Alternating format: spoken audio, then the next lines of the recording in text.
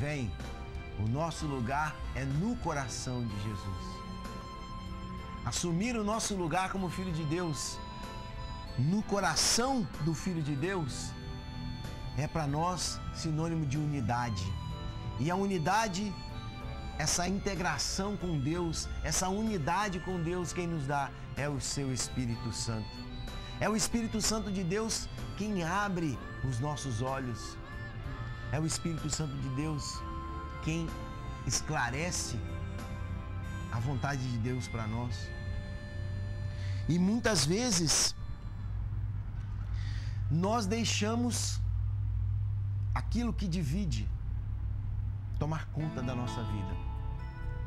Muitas vezes no nosso dia a dia nós permitimos que a divisão tome conta do que Deus criou para ser unido, que é a nossa família. Nós do programa No Coração de Jesus não vamos nos cansar de partilhar com você sobre a importância da unidade na família, sobre a importância de quando alguém não consegue enxergar Deus dentro da família, porque aquele que une é muito maior do que aquele que divide, porque nossa unidade foi formada na fé, mas nem sempre nós conseguimos viver essa fé, não é verdade?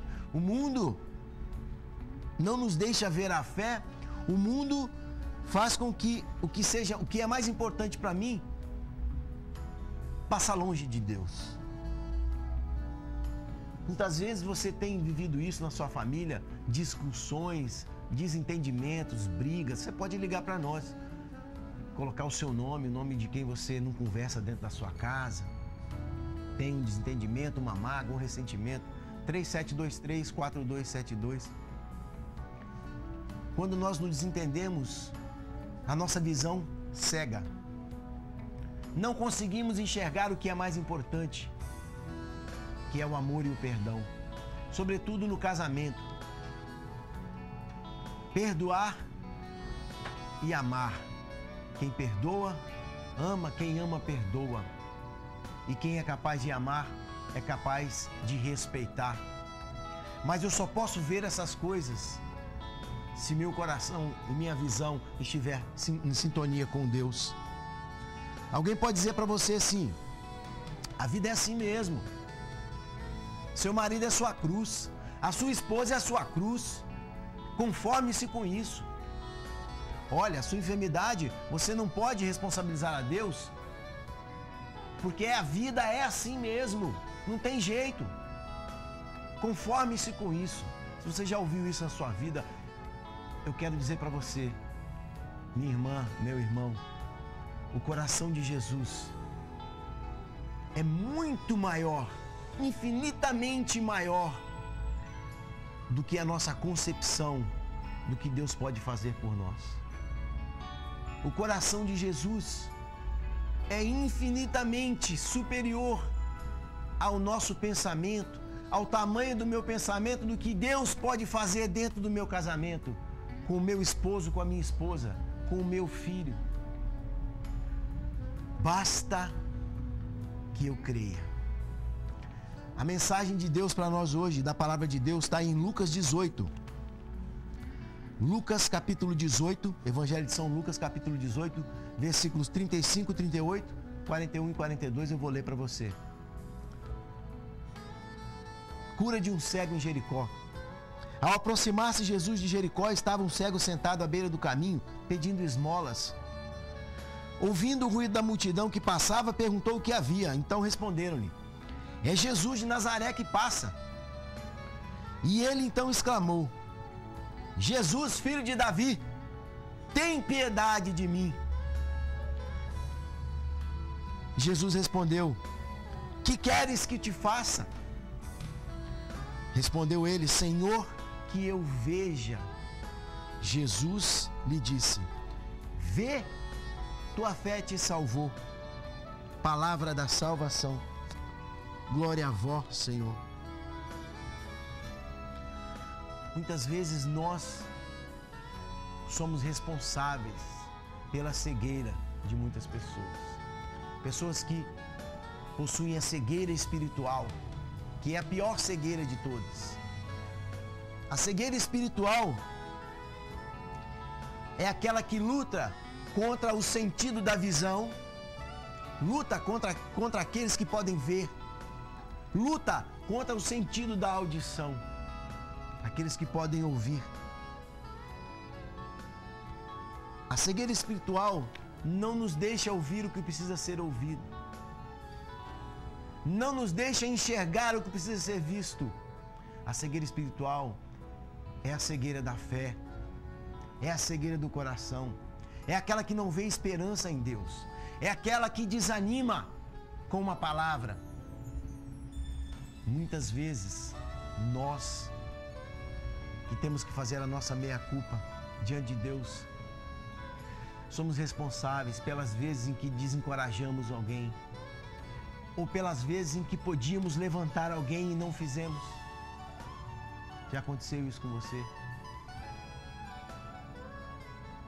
Muitas vezes eu fico esperando um momento para agradar a Deus, para servir a Deus, e não vejo passar as coisas. Tem uma palavra de São Francisco de Sales que diz o seguinte: as grandes ocasiões de servir a Deus são raras, mas as pequenas aparecem sempre. São Francisco de Sales.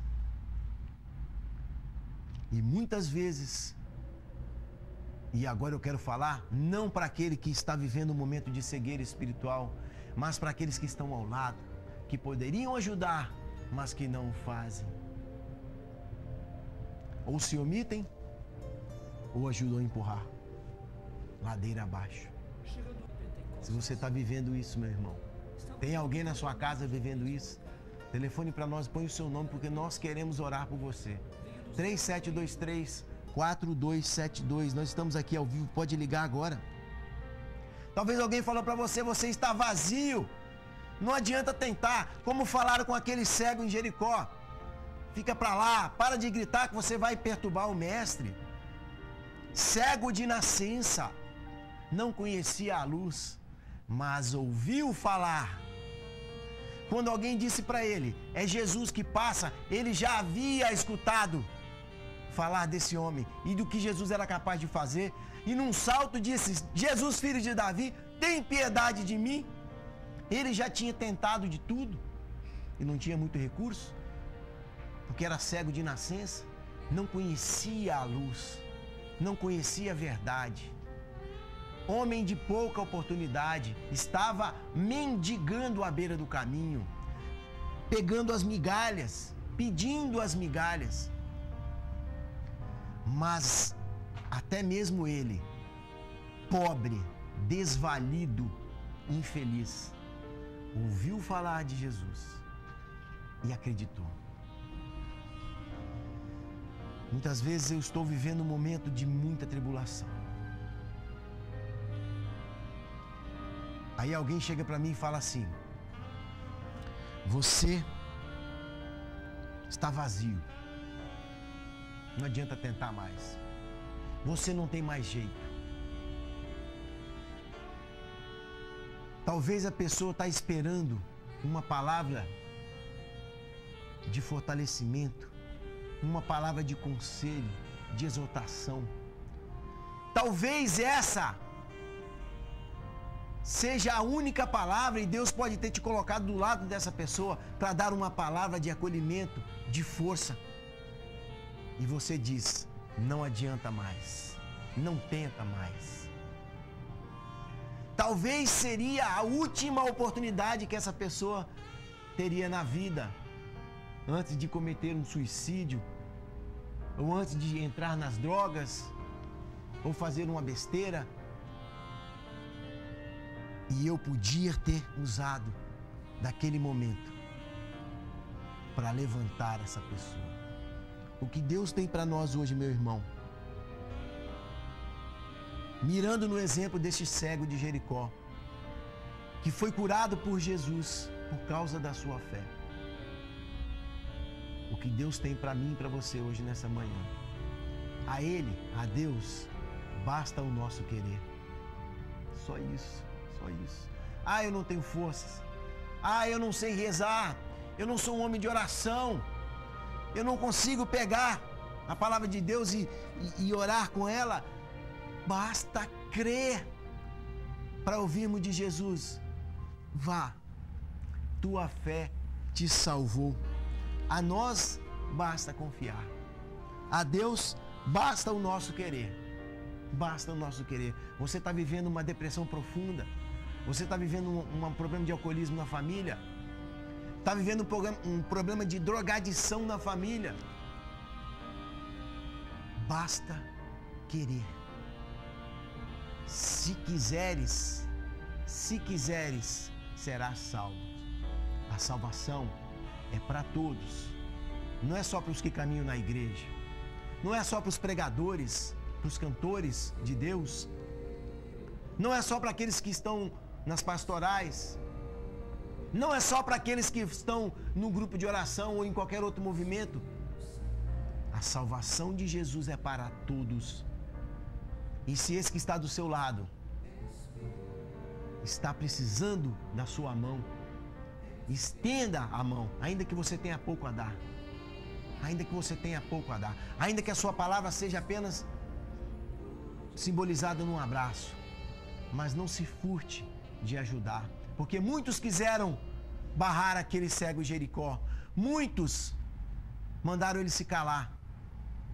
Mas ele perseverou e gritava ainda mais forte: Jesus, filho de Davi, tem misericórdia, tem piedade de mim. E Jesus, quando nós olhamos para ele, Jesus ressuscitado, e clamamos com fé: Senhor, tem de piedade de mim. Ele diz para nós, como falou para aquele cego de Jericó: tragam-no até mim. Tragam-no até mim. Quando Jesus ouve a nossa oração, o nosso pedido, ele diz para nós: tragam-no para mim. Porque Jesus quer a cada um de nós. Jesus quer. E a minha fé vai me salvar. A sua fé é o que vai te salvar, meu irmão. É a sua fé. A oração do irmão vai ajudar. A sua oração vai ajudar. Mas somente pela fé, em unidade com o Espírito Santo, Deus pode chegar até nós.